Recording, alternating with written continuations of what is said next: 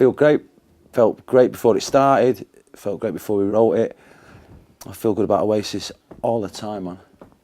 This is the album we've been leading up to since Gem and Andy joined the band, really. Which poses us with a problem of what to do next. But if I was to give it a mark out of 10, somewhat predictably, it would be 10. I'm feeling very lucky, very ecstatic, because it all went to plan, I think. And it's just part of the process, and it's going good, man. Everything about it is very exciting. The fact that we only did it once is a big plus, because this is the third album me and Gem have been in for, and the first two were a lot more difficult. This is a really easy one. This was the easiest album we've ever made, I think. It sort of just happened.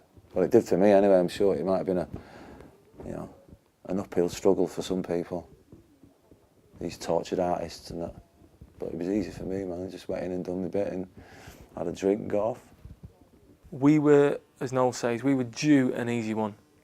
I kind of feel like a bit of a mug, really, for co-producing all those records myself for all that length of time. Because it's a piece of piss with a producer. You just write the songs and he says whether he likes it or not, and then you argue about it, and then you both realise that I was right in the first place, and then you crack on and do it, and he does all the work, and you sit at the back fucking shouting, yes, no, louder, faster, slower. I like them all, man. I'm Oasis' biggest fan, man.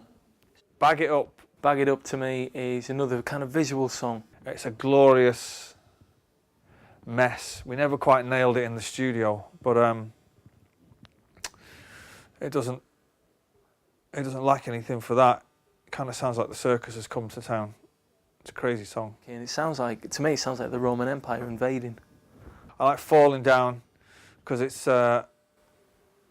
I guess it's kind of a cousin of Setting Sun, which I'd done with the Chemical Brothers all those years ago. It's a song I've been threatening to write for a while, or I've wanted to write for a while. And I love Falling Down, just because I still get them kind of goosebump moments when he plays his new songs, sometimes. Just love the energy of it, really.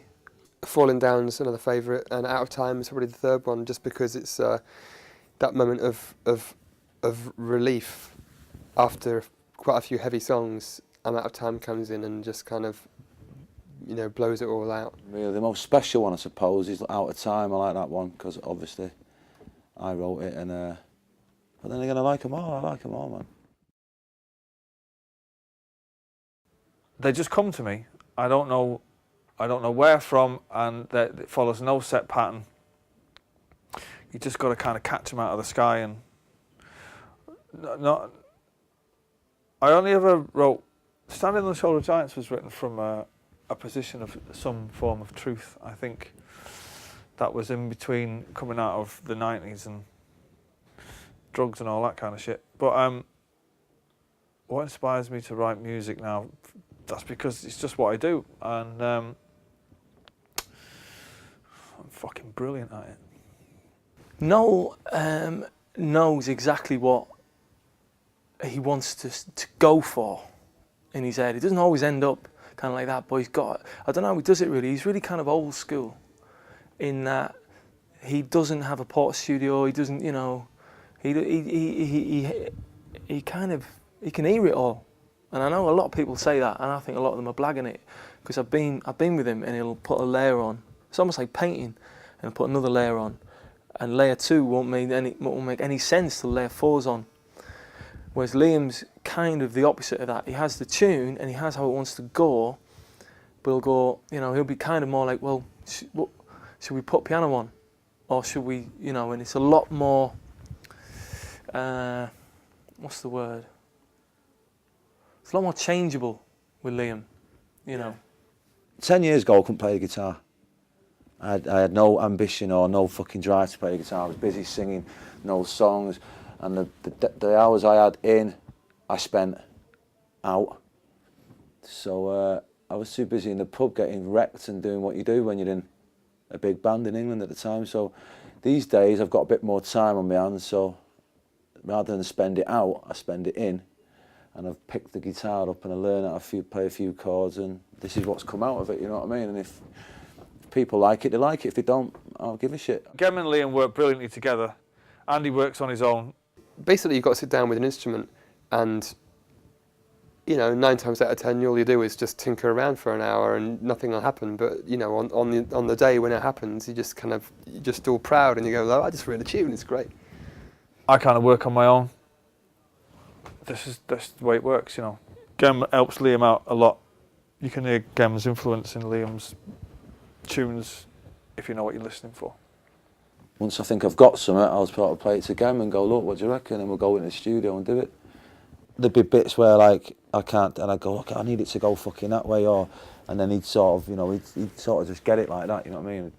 I never ask people if they're at, Liam needs to take a straw poll of everybody that's in the fucking universe. You having it? You having it? Do you like it? Do you like it? Why do you like it? If I'm playing them a song, it's because I really fucking like it. So I'm not playing. I've never written a song and gone, don't know about this. You tell me, kind of thing. You know what I mean? I'm always if I'm in Gem's bedroom and we're doing a demo, it's because I think the song's fucking brilliant. Because we've all got our little mode and we've all got our style of writing. But occasionally there will be a thing where you'll just kind of end up writing something together with someone just because you're in the same room and you're on it together.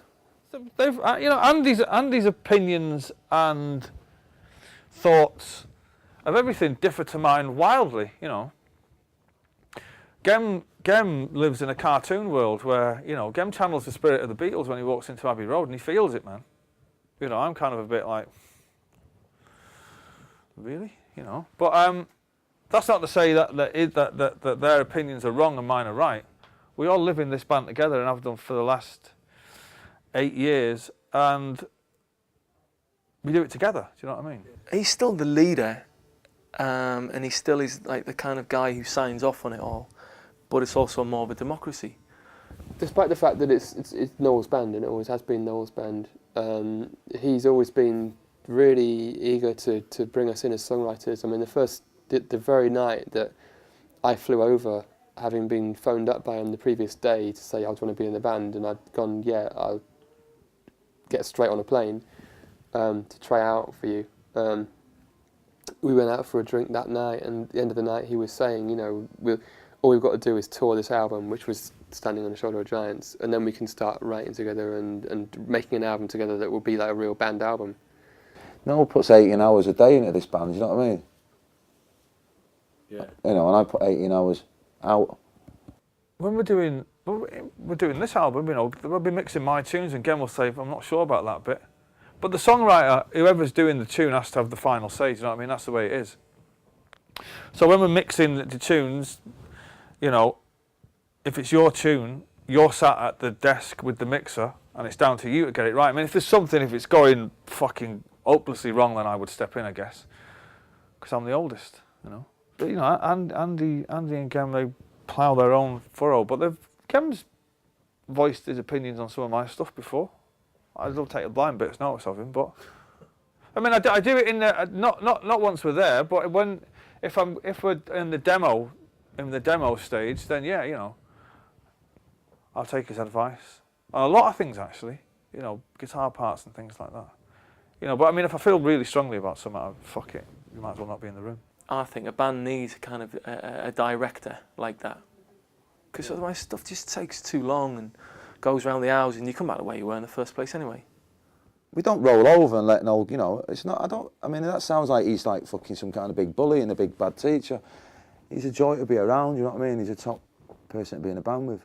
And I wouldn't say he knows more, he just sort of, I don't know, he's into it, you know what I mean? He's full on into the Oasis thing. I'm looking forward to playing live because it's what we do. It's the best part of what any band does, I guess, is getting out and playing. That's what you do. That's how you start. You start to play before you start to record. So I guess, unless you're one of those fucking bands that are signed before they do any gigs or something ridiculous like that. I'm looking forward to everyone hearing him. I'm looking forward to people slagging him. I'm looking forward to people enjoying him. I'm looking forward to getting out and playing them, man. Just seeing what this tour's got to offer. I love the studio, but I'm really excited now about the tour and just seeing the set list kind of, you know, it's a luxury, man, because there's so many good songs, and then these as well already sound like they've been there for a long time, so can't wait, really can't wait. My bags are packed, man. I'm ready to fucking go, man.